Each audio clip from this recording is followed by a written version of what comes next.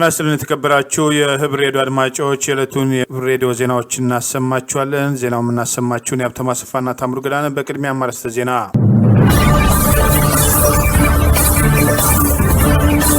የማዕቀቡ ሊጠናከር ይችላል ማለት የባለስልጣናቱ ፉከራ፣ የጎንደር ጸጥታ ችግር ማደግና የሰዎች መገደል፣ በማዕቀቡ ማግስት የአሜሪካ ውጭ ጉዳይ ወደ ግብጽ መሄድ፣ የተቃዋሚ ፖስተር በአዲስ አበባ መቀደድና ጊሽታጊና ጎል አዳኙ የሚሉና ሌሎችም ወቅታዊ ዜናዎች አሉን።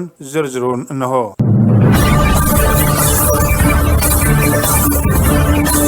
በጎንደር ምሽት ላይ ታጣቂዎች በከፈቱት ተኩስ የአራት ሰዎች ህይወት ማለፉ እየተነገረ ነው። የከተማው ጸጥታ ስጋት ከጊዜ ወደ ጊዜ እያደገ ሄደዋል። በአማራ ክልል የጎንደር ከተማ ትላንት ምሽት በነበረ ተኩስ ማንነታቸው አይታወቅም የተባሉት ታጣቂዎች ቀበሌ 18 ውስጥ በከፈቱት ተኩስ አራት ሰዎች ሲገደሉ ሁለቱ እህትና ወንድም መሆናቸው በከተማው በስፋት እየተወራ ሲሆን ከአካባቢው መረጃ የላኩልን የህብር ምንጮች እንደሚገልጹት የህብረተሰቡ ስጋት ከጊዜ ወደ ጊዜ እየጨመረ ሄደዋል። የጎንደር ከተማ ሰላም ከጊዜ ወደ ጊዜ አስፈሪ ደረጃ መድረሱ የጠቆሙት እነዚሁ ምንጮች ትላንት የነበረው ከፍተኛ ተኩስ ለረጅም ሰዓታት የዘለቀ ህዝቡን የሚረብሽና ጨለማን ተገን አድርጎ የፈለጉትን መግደልና ማፈን እየበረከተ የሄደ ሲሆን ዛሬም ተኩስን ለተወሰኑ ሰዓታት እንደነበር ገልጸዋል። በዚሁ አራት ሰዎች ተገድለዋል ባሉበት ቀበሌ 18 ሰሞኑን የአንድ የአቅመ ደካማ ልጅ በሹፍርና የሚሰራ ወጣት በእነዚሁ ታጣቂዎች ታፍኖ ለማስለቀቅ እናቱ አቅም በማጣታቸው አጋቾቹ የፈረዱበትን 300 ሺህ ብር ለማዋጣት ህብረተሰቡ እየተንቀሳቀሰ መሆኑና ህግና ስርዓት መንግስትም ሆነ የክልሉ አስተዳደር ማስከበር እንዳልቻሉ ገልጸዋል። በተደራጀና በተጠናከረ መንገድ ጥቃት የሚያደርሱት ሰው አፍነው በድርድርና በሽምግልና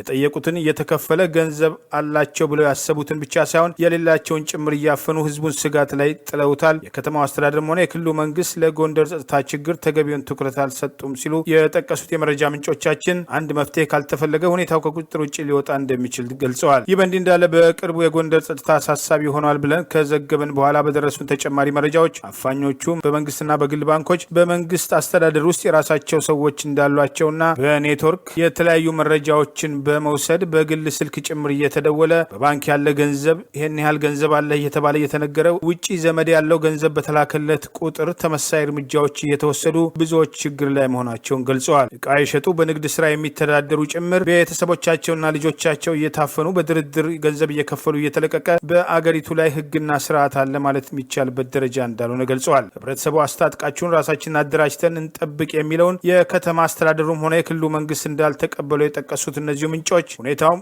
የሚመለከታቸው አካላት ለጉዳዩ ትኩረት ሰጥተው መንቀሳቀስ ካልቻሉ ህዝቡ ወደ ራሱ እርምጃ እንዳይሄድ ራሱንም እንዳይከላከል እየታፈነ መሆኑን ገልጸዋል። የጎንደር ከተማ አስተዳደርም ሆነ የአማራ ክልል በትላንትናው ተኩስ ተገደሉ የተባሉትን በተመለከተ እስካሁን በይፋ የሰጡት መረጃ የለም። ይህ ህብር ሬዲዮ ወቅታዊ መረጃ ምንጭ ነው። በኢትዮጵያ ላይ የኢኮኖሚና የደህንነት ማዕቀብ የጣሉት የአሜሪካው የውጭ ጉዳይ ሚኒስትር አንቶኒ ብሊንከን በህዳሴው ግድብ ከግብጽ ባለስልጣናት ጋር ምክክር እንደሚያደርጉ ተናገሩ።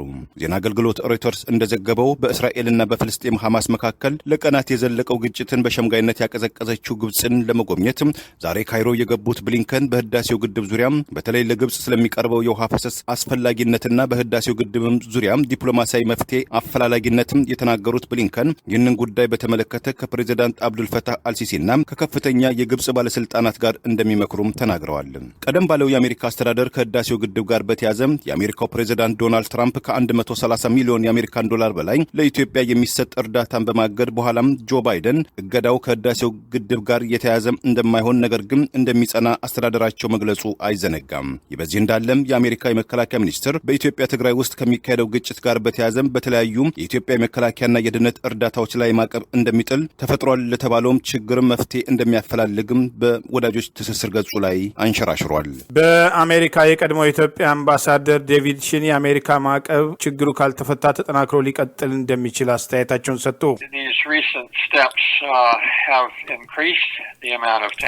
በጆርጅ ታውን ዩኒቨርሲቲ ተመራማሪና በቀድሞ የኢትዮጵያ የአሜሪካ አምባሳደር የሆኑት ዴቪድ ሽን ለዲደብሊው በሰጡት ቃለ መጠይቅ አሜሪካ ከትግራይ ቀውስ ባሻገር በሌሎች የኢትዮጵያ አካባቢዎች ያሉ አሳሳቢ ቀውሶችን ለማስወገድ ትኩረት መስጠት ይገባታል ሲሉ ተናግረዋል። ተናግረዋል። በትግራይ ያለው ሁኔታም ካልተፈታ የአሜሪካ የማዕቀብ ጫና ሊጨምር እንደሚችል አስተያየታቸውን ሰጥተዋል። የትግራይ ክልል ሰብአዊ ቀውስ ካልተሻሻለ ዩናይትድ ስቴትስ ከኢትዮጵያና ከኤርትራ ጋር የሚኖራት ግንኙነት ውጥረት በተሞላበት ሁኔታ ይቀጥላል ያሉት አምባሳደር ዴቪድ ሺን አሜሪካ ከትግራይ ቀውስ ባሻገር በሌሎች የኢትዮጵያ አካባቢዎች ያሉ አሳሳቢ ቀውሶችን ለማስወገድ ትኩረት መስጠት ይገባታል የሚል እምነት እንዳላቸውም ጠቁመዋል። አምባሳደር ዴቪድ ሺን አያይዘውም የታላቁ ህዳሴ ግድብ ግንባታ ያስከተለውን ውዝግብ ለመፍታት የአሜሪካ አቋም በአፍሪካ ህብረት የሚካሄደውን ጥረት ማገዝ መሆኑን ጠቁመው እንዴት አሜሪካ አሸባሪ ከሆነው ህወሓት ጋር የፌዴራል መንግስቱን በማመሳሰል ማዕቀብ ትጥላለች ተብሎ ለጠየቁትም ጉዳዩ ህወሓትን የሚመለከት ሳይሆን በትግራይ ያለውን ሰብአዊ ቀውስ መሆኑን አመልክተዋል። እያንዳንዱ የቪዛ ጠያቂ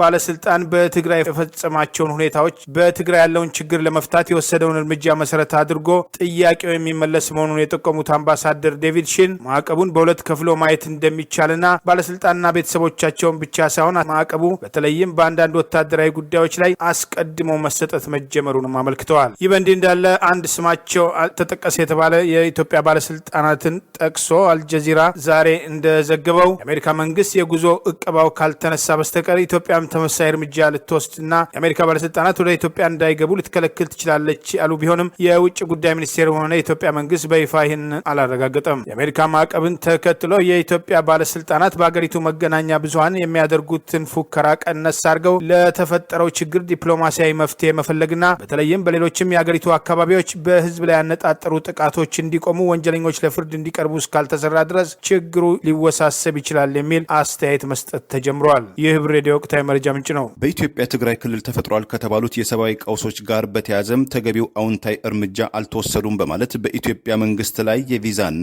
በኢትዮጵያ ላይም የኢኮኖሚና የደህንነት ማዕቀብም የጣለው የፕሬዚዳንት ጆ ባይደን አስተዳደር በህዝብ እንደራሴዎቹ መካከል እያወዛገበ ይገኛል።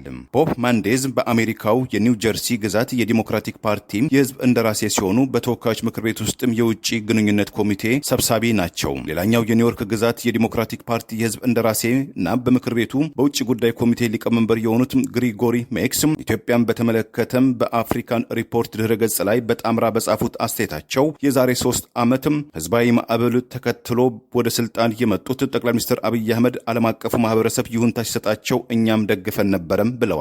በመቀጠልም የተገባው የዲሞክራሲ ሽግግር ተስፋ ብዙም ሳይቆይ በመጨፍገጉ በዚህ ሁኔታ ጨለማ ተፈጠረ ያሉት የዲሞክራቲክ የህዝብ እንደራሴዎቹ የኢትዮጵያ ፌዴራላዊ መንግስት ከኤርትራና ከሌሎች አጋሮች ጋር በመሆን በህወሓትና በሚሊሻዎቹ ጋር ጦርነት ውስጥ ገቡ።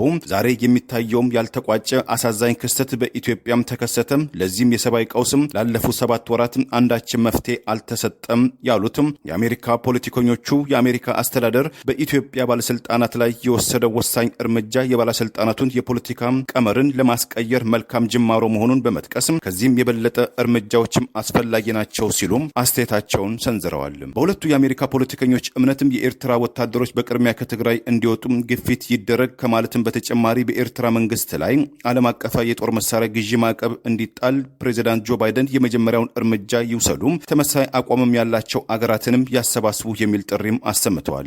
ኢትዮጵያ የአሜሪካና የአፍሪካ ቀንድ ቀጠና ወሳኝ አገር መሆኗን የጠቆሙት ሁለቱ የአሜሪካ የዲሞክራቲክ ፓርቲ ፖለቲከኞች የኢትዮጵያ አስተዳደር የዜጎቹን ደህንነት ሊታደግ ባለመቻሉና እኛም ከምንከተለው የሰብአዊ መብትም አያያዝ ሻምፒዮንነት ጋር የሚጣረስ በመሆኑ ምንም እንኳን በጠረጴዛ ላይ ባይሆንም ነገሩ ውስብስብነት ቢኖረውም በኢትዮጵያ ላይም የጦር መሳሪያ ማዕቀብ ሊካሄድ ይገባል፣ አሜሪካም ከሌሎች የአፍሪካ ህብረት ጋር በጋራ ልትሰራ ይገባታል ሲሉም ጥሪያቸውንም አሰምተዋል። ይህ በዚህ እንዳለ የፕሬዚዳንት ጆ ባይደን አስተዳደር በኢትዮጵያ ላይ የወሰደው የቪዛ የኢኮኖሚ ድጎማ የደህንነትን ማዕቀብን እንደሚቃወሙ ህዝብ እንደራሴዎች መካከል አንዱ የሆኑት ሪፐብሊካኑ ጂም ኢንሆፍ አስታውቀዋል። የኦክላማ ግዛት የሪፐብሊካን ፓርቲ ተወካይ የሆኑት የ84 ዓመቱ ጂም ኢትዮጵያ የተደቀነባትን ግጭቶችን ለማስቀረት ጥረት በምታደርግበት በዚህ ወቅት የእኛን እገዛ በምትሻው ኢትዮጵያ ላይ የቪዛ እገዳ መጣሉ የምንሻውን የሰላማዊ መፍትሄም አያመጣም ሲሉ የፕሬዚዳንት ጆ ባይደን አስተዳደርን ተቃውመዋል። ሴናተር ጂም በፕሬዚዳንት ባይደን አስተዳደር ላይ ያሳዩትን ተቃውሞ በተመለከተ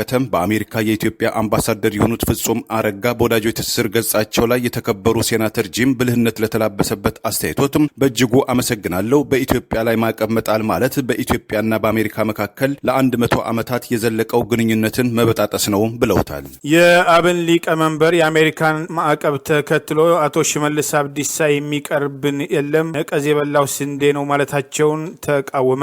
ጠንካራ የዲፕሎማሲ እርምጃ ያስፈልጋል ብለዋል። የአሜሪካ መንግስት በትግራይ ያለውን የሰብአዊ መብት ጥሰት መሰረት አድርጎ በኢትዮጵያና ኤርትራ የአማራ ክልል አመራሮችና የጸጥታ ሰዎች ህጋዊ ያልሆኑ አደረጃጀቶች ያላቸውና የህወሓት አባላትና አመራሮችን በተመለከተ የጣለውን ማዕቀብ መሰረት አድርጎ የኦሮሚያ ክልል ምክትል ፕሬዚዳንት አቶ ሽመልስ አብዲሳ ትላንት በሸራተን ሆቴል በተካሄደው የፋሲል ከነማ የድጋፍ ማሰባሰቢያ ላይ ባደረጉት ንግግር የጉዞ ማዕቀቡ እኔን አይመለከትም፣ እነሱም አያውቁም፣ እኔም አላቃቸውም፣ አድዋና ሞያሌ ለመሄድ ቪዛ አያስፈልግኝም ከማለት አልፎ ምን ይቀርብናል፣ የሚቀርብን ነቀዝ የበላው ስንዴያቸው ነው ማለታቸውን የአብን ሊቀመንበር በለጠ ሞላ ዛሬ በማህበራዊ ገጹ ተቃውሟል። ጉዳዩ የምን አባቷ ወይንም የነቀዘ ስንዴ ጉዳይ አይደለም። ይህ ቢሆን ዝም በተባለ ነበር። ይቅርና ኢትዮጵያን ያህል ሰፊና ውስብስብ ጉዳዮች ያሉበት ሀገር ቀርቶ ሌላም ቢሆን በመጀመሪያ ደረጃ መንግስት ሀገሪቱ ችግር እንዳይገጥማት አስቀድሞ መስራት ይኖርበታል። ችግሮች ሲገጥሙ ደግሞ እኔ ያውቃለሁ በሚል ብቻ መጓዝ ሳይሆን ከሁሉም ባለድርሻ አካላት ጋር ምክክር በማድረግ የዲፕሎማሲ ስራውን ሊያግዙ የሚችሉ ወገኖችንም ይሁን ተቋማትን በማቅረብ ሀሳብ በመስጠትና ሀሳብ በመውሰድ መስራት፣ የችግሮችን መጠን ለመቀነስ ብሎ መውጫ መፍትሄዎችን ለመቀየስ የጋራ ሀገራዊ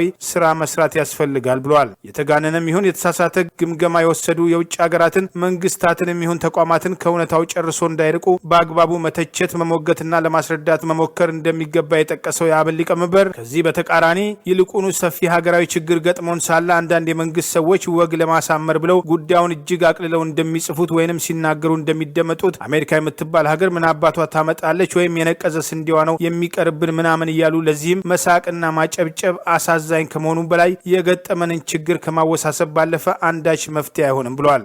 አቁኝም አላቃቸውም። ስለዚህ ውሳኔው እኔን አይመለከተኝም እንድታደርሱልኝ። ከዛ በዘለለ ነቀዝ የበላው ስንዴ ነው የሚቀርብን፣ ቢቀርብን ይሻላል።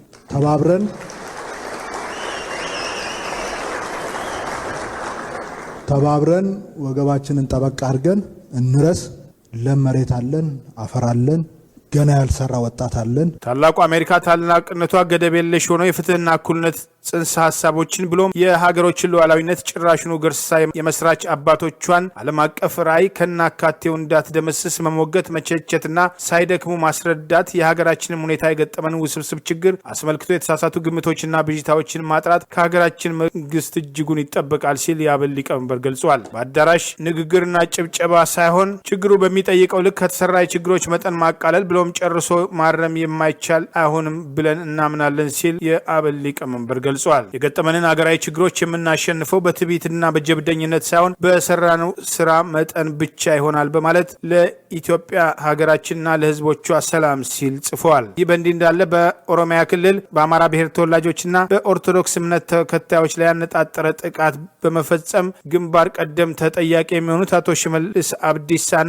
የቤንሻንጉል ክልል ፕሬዚዳንት አቶ አሻድሊ ሀሰን በማዕቀቡ እንዲካተቱ የድምፅ አልባዎች ድምፅ ለኢትዮጵያ ትላንት በመግለጫ መጠየቁን ጠቅሰን መዘገባችን ይታወሳል። ይህ ህብር ሬዲዮ ወቅታዊ መረጃ ምንጭ ነው። ጎረቤት ሱዳን በቀይ ባህር ዳርቻ በሚገኘው ግዛቷ በተቀሰቀሰ የጎሳ ግጭት ሳቢያም የአስቸኳይ ጊዜ አዋጅ አወጀችም። የአገሪቱ የዜና አገልግሎት ሱና እንደዘገበው በቀይ ባህር ግዛት ፖርት ሱዳን ውስጥ በጎሳዎች መካከል በተፈጠረ ግጭት ሳቢያም ካለፈው ሰኞ አንስቶ የአስቸኳይ ጊዜ አዋጅ ተግባራዊ እንዲሆን ተወስኗልም ብሏል። በዚህ በጎሳ ተኮር ግጭት ሳቢያም በትንሹ 5 ሰዎች መሞታቸው የገለጸው የግዛቲቱ አስተዳደር ግጭቱ በማንና እንዴት እንደተካሄደ ለጊዜው አላብራራም። ሱና የዜና አገልግሎትም ከሕክምና ባለስልጣናት አገኘሁት ባለው መረጃ 5 ሰዎች መሞታቸውና 13 የሚጠጉ ሰዎችም ተጎድተዋል ብሏል። በምስራቅ የአገሪቱ ግዛት የሚገኘው የቀይ ባህር ግዛት በቤን አሚርና በኑባ ጎሳዎች መካከል ለዘመናት የቆየ ግጭት ሲካሄድ መቆየቱንና እንደ ፈረንጆቹ አቆጣጠር በ2019 ጀምሮ በሁለቱም ጎሳዎች የሃይማኖት አባቶች በተደረሰ የእርቀ ሰላም ምክንያት አንጻራዊ ሰላም እንደነበረ ሚድል ኢስት ሞኒተር አክሏል። የገዢው ፓርቲ የደህንነት ሰዎች የባልደራስን ፖስተሮች በሌሊት በአዲስ አበባ አደባባዮች ቀደዱ። ምርጫ ቦርድ ፍርድ ቤት የሰጠውን ውሳኔ አላከብርም በማለት እነ እስክንድርን በእጩነት አልመዘግብም ብለዋል። የገዢው ብልጽግና ፓርቲ አካል የሆነው የኦሮሞ ብልጽግና ፓርቲ የደህንነት ሰዎች ናቸው የተባሉ በሌሊት በተለያዩ አዲስ አበባ አካባቢዎች የተሰቀሉ የባልደራስ ፖስተሮችን ሲቀዱ ማደራቸውን ከአዲስ አበባ የሚወጡ መረጃዎች ገልጸዋል። የባልደራስ ፖስተሮች እየተለየ ከሌሎች ተቃዋሚዎችና ከገዢው ፓርቲ ፖስተሮች በተለየ መንገድ በመኪና በሚንቀሳቀሱ እነዚህ ሲቪል በለበሱ የደህንነት ሰዎች ሌሊቱን እየተዘዋወሩ ሲቀዱ አድረዋል። ፖስተሮቹ በተለጠፉበት ቦታ በመሄድ ሁኔታውን ለማጣራት የሞከሩና በአካባቢው ከነበሩ እማኞች ማረጋገጥ እንደተቻለው በተደራጀ መንገድ የመጡ የመንግስት ሰዎች መሆናቸውን ገልጸዋል። ስለ ሂደቱ ተጨማሪ መረጃ አለን የሚሉ ከመንግስት የጸጥታ አካባቢ የተገኘው መረጃ እንደሚገልጸው የኦሮሚያ ክልል የደህንነት ሰዎች ናቸው የተባሉ ይህን ድርጊት የፈጸሙት መሆኑን ያገኘነው ተጨማሪ መረጃ ይገልጻል። ባልደራስ ለእውነተኛ ዲሞክራሲ ፓርቲ በአዲስ አበባ ከተማ ውስጥ በተለያዩ አደባባዮች የሰቀላቸው ፖስተሮች መቀደድን በተመለከተ እስካሁን የሰጠው መረጃ የለም። ይህ በእንዲህ እንዳለ ምርጫ ቦርድ ጠቅላይ ፍርድ ቤት እነ እስክንድር ነጋ በእጩነት እንዲመዘገቡ የሰጠውን ውሳኔ አላከብርም ብሏል። የባልደራስ ለእውነተኛ ዲሞክራሲ ፓርቲ እጩ ተወዳዳሪ የሆኑት የፓርቲው ፕሬዝዳንት እስክንድር ነጋን ጨምሮ የድርጅት ጉዳይ ኃላፊ ስንታየው ቸኮል ቀለብ ወይም አስቴር ስዩምና የሴቶች ጉዳይ ኃላፊ አስካለ ባልቻን ጨምሮ በእጩነት እንዲመዘገቡ የተወሰነላቸውን በስር ላይ የሚገኙ አመራሮች ምርጫ ቦርድ ውሳኔውን አክብሮ አልመዘግብም ብለዋል። ምርጫ ቦርድ አስቀድሞ የሰጠውን ትዕዛዝ በመቃወም ወደ ፍርድ ቤት የሄደው ባልደራስ በአገሪቱ የመጨረሻ ፍርድ ቤት በሆነው የጠቅላይ ፍርድ ቤት ሁለተኛ ሰበር ሰሚ ችሎት እነ እስክንድር እንዲመዘገቡ ወስኖ ነበር። በውሳኔው መሰረት የባልደራስ እውነተኛ ዲሞክራሲ ፓርቲ ከፍተኛ አመራሮች በእጩነት ለማስመዝገብና እንደ ፍርዱ እንዲፈጸም ለምርጫ ቦርድ የተጻፈውን ደብዳቤ የጠቀሰው ቦርዱ ለባልደራስ በጻፈው ደብዳቤ የእጩዎች ምዝገባ ጊዜ በመጠናቀቁና የድምፅ መስጫው ህትመትን በመጠናቀቁ የፍርድ ቤቱን ትዕዛዝ ተግባራዊ ለማድረግ እቸገራለሁ ሲሉ ገልጿል። በአዲስ አበባ ለገዢው ፓርቲ ከፍተኛ ስጋት የሆነው ባልደራስ ለእውነተኛ ዲሞክራሲ ፓርቲን በተለያዩ መንገዶች ማጥላላትና ማስፈራራት ከዚህ ቀደም በአደባባይ በስም አልተጠቀሰም እንጂ አሸባሪ ሲሉ የገዢው ፓርቲ ከፍተኛ ባለስልጣናት ጭምር ህወሓትና ሸኔ በሽብርተኝነት በምክር ቤቱ ከተፈረጁም በኋላ መግለጻቸውን ጠቅሰን መዘገባችን ይታወሳል። ባልደራስ ለእውነተኛ ዲሞክራሲ ፓርቲ የልዩ ጥቅምንም ሆነ አዲስ አበባ የኦሮሚያ ክልል ናት ተብሎ የሚደረገውን እንቅስቃሴ እንደማይቀበል በተደጋጋሚ መግለጹ ይታወሳል። አዲስ አበባ የሁሉም ኢትዮጵያውያን እንጂ የአንድ ብሔር አይደለችም፣ አዲስ አበባ በራስ ገዝ መተዳደር አለባት ብሎ በይፋ አቋሙን መግለጹ ይታወሳል። ይህ ብር ሬዲዮ ወቅታዊ መረጃ ምንጭ ነው። በኢትዮጵያ ትግራይ ክልል የተከሰተው የሰብአዊ ቀውስ አስቸኳይ ጣልቃ ገብነት ካልታከለበት በቀጣዩ ጥቂት ወራት ውስጥ ረሃብ ሊከሰት እንደሚችል ዓለም አቀፉ የሰብአዊ አገልግሎት አስጠነቀቀ። አጃንስ ፍራንስ ፕሬስ እንደዘገበው የድርጅቱ የሰብአዊ ጉዳዮችና የአስቸኳይ አቅርቦት ምክትል ሹም የሆኑት ማርክ ሎዌክ ወደ አካባቢው የሚሰጠው ወይም የሚሰራጨው እርዳታ በቀጣዩ 2 ወራት ውስጥ በተገቢው መንገድ ካልተዳረሰም እጅግ አደገኛ የሆነ የረሃብ አደጋ ሊከሰት ይችላል በማለትም አስጠንቅቀዋል። ዓለም አቀፉ ማህበረሰብ በጉዳዩ ጣልቃ መግባት እንዳለበት ያስገነዘቡት ማርክም በአሁኑ ወቅት በትግራይ ክልል ወደ 20 ከመቶ የሚቆጠር ህዝብ ለአስቸኳይ የምግብ አቅርቦት ችግር ተዳርጓል።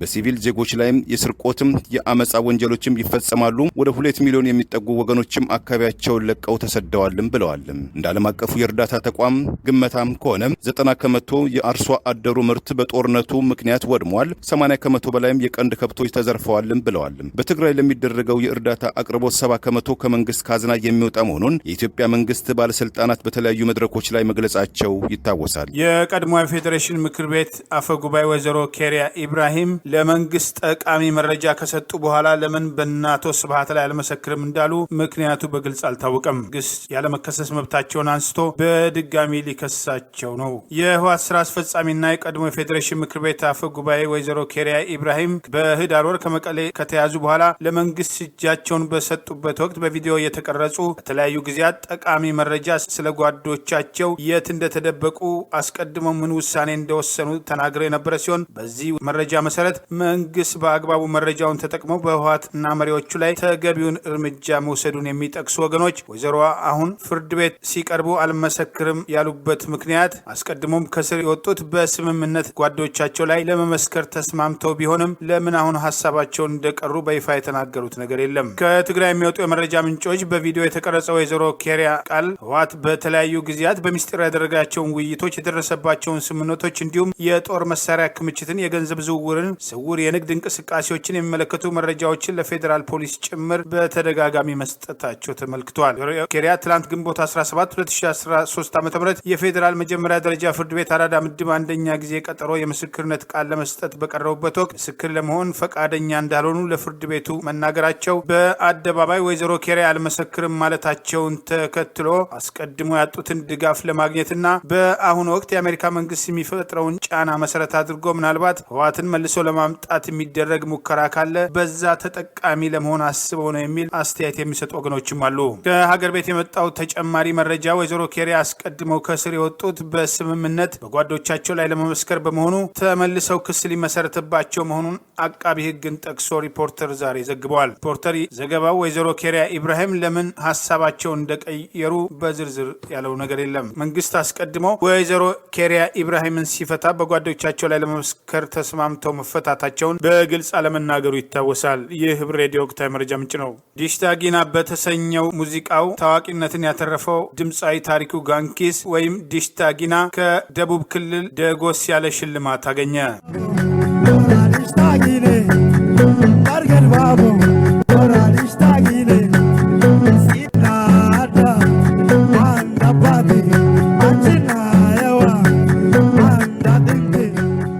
ዲሽታ ጊና የተሰኘው ሙዚቃ ከወጣ ከረጅም ጊዜ በኋላ በአንድ የጎዳና ተዳዳሪ ህፃን ልጅ አማካኝነት በማህበራዊ ሚዲያ የዘፈኑ ትኩረት ማግኘትን ተከትሎ በከፍተኛ ደረጃ ታዋቂነት እያገኘ የመጣው የዲሽታ ጊና ሙዚቃ ባለቤት ድምፃዊ ታሪኩ ጋንኪስ ወይም ዲሽታ ጊና ከመንግስትና ከአድናቂዎቹ ዛሬ ደጎስ ያለ ገንዘብና የአይነት ሽልማት እንደተበረከተለት የደቡብ ክልል መገናኛ ብዙሃን ዘገበ። የደቡብ ኦሞን ዞን አስተዳደር ለታሪኩ ጋንኪስ ወይም ዲሽታ ጊና የ100,000 ብር እንዲሁም ሁሉም ወረዳዎች ከ10,000 እስከ 50,000 ብር ሽልማት ያበረከቱለት ሲሆን አድናቂዎችና ደጋፊዎቹ የአይነትና የገንዘብ ሽልማት ሲሰጡ የደቡብ ኦሞ ህዝቦች ልማት ማህበርና የአሪ ህዝቦች ልማት ማህበር የ8,000 እና የ30,000 ብር ሽልማት እንዳበረከቱለት ታውቋል። የጂንካ ከተማ አስተዳደር የ470 ካሬ ሜትር የመኖሪያ ቤት ግንባታ ቦታ ካርታ ያስረከበው ሲሆን የናሳ እርሻ ልማት አግሮ ኢንዱስትሪ የግል ካምፓኒ ባለቤት አቶ ገበየው ምናሉ በበኩላቸው 40,000 ብር እንደሸለሙት ተገልጿል። ለታሪኩ ጋንኪስ ወይም ዲሽታ ጊና የደቡብ ኦሞ ዞን አስተዳደርን ጨምሮ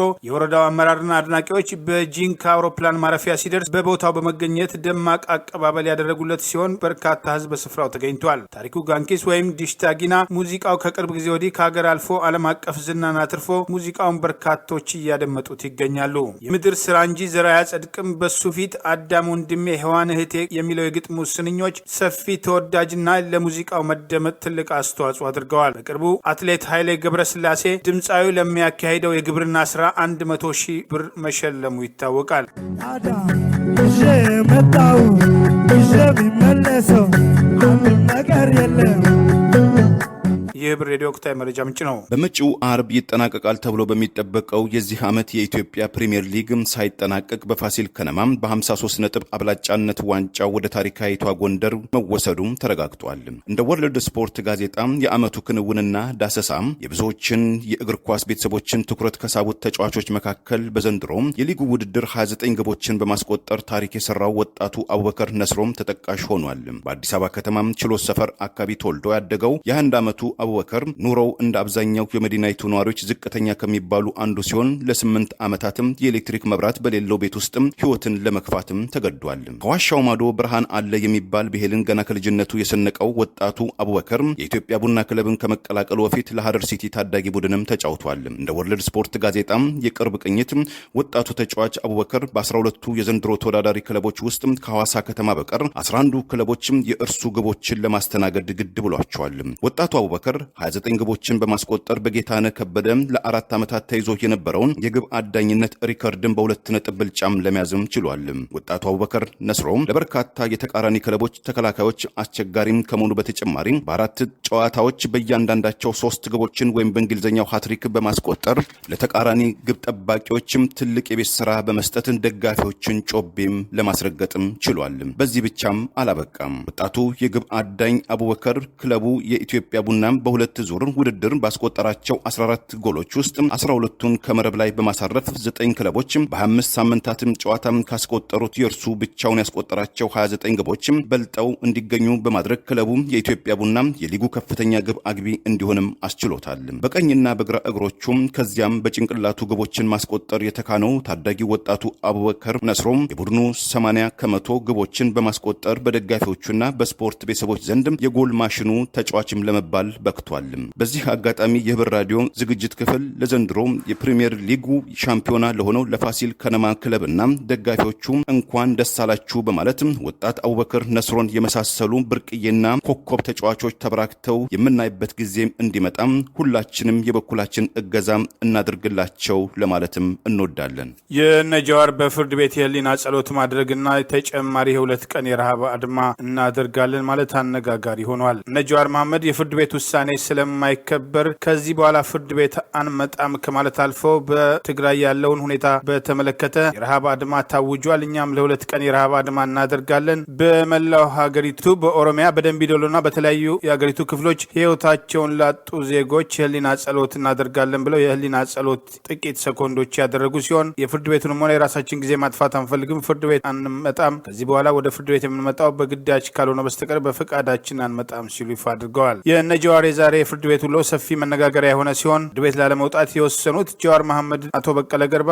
የኦፌኮ ዋና ጸሐፊ አቶ ደጀኔን ጣፋ ጨምሮ 21 ተከሳሾች በጋራ በጽሁፍ ባቀረቡት ጥያቄ ሲሆን በችሎትም ሀሳባቸውን ነጃዋር አብራርተዋል። እኛ እዚህ የመጣ ነው ከተፈረደብን ለመቀጣት ነጻ ከተባን ለመውጣት ነው ያለው ጃዋር መሐመድ ከዛሬ ጀምሮ በገዛ ፈቃዳችን ፍርድ ቤት አንቀርብም ያለ ሲሆን የኦፌኮ ምክትል ሊቀመንበር አቶ በቀለ ገርባ በበኩላቸው በግድ ተጎትተና ተደብድበን ካልሆነ በቀር ወደዚህ ፍርድ ቤት አንመጣም ሲሉ ተናግረዋል። በችሎቱ በአካል የተገኙት ተከሳሾች 21 ተከሳሾች ሲሆኑ በትግራይ ክልል፣ በኦሮሚያ ክልል ደንቢዶሎና በተለያዩ የሀገሪቱ ክፍሎች ህይወታቸውን ላጡ ለአንድ ደቂቃ የህሊና ጸሎት ለማድረግ እንደሚፈልጉ ተናግረው የጀመሩ ቢሆንም ለጥቂት ሰኮንዶች የህሊና ጸሎት ያካሄዱ ሲሆን ፍርድ ቤት ላለመቅረብ የወሰኑትን ውሳኔ በተመለከተ አስተያየቱን ሰጥተዋል። የጃዋር መሐመድና የአቶ በቀለ ገርባን ንግግር አስከትለው የኦፌኮ ዋና ጸሐፊ የሆኑት አቶ ደጀኔ ጣፋ የኦሮሞ ህዝብ ለዚህች ሀገር ጠላት ሆኖ ተፈርጇል ያሉ ሲሆን የኦሮሞ ህዝብ አንድ ሆናችሁ ይህን መንግስት እንታገል በማለት ጥሪ አቅርበዋል። በፍርድ ቤቱ ላይ ከቅርብ ጊዜ ወዲህ የሚፈጥሩትን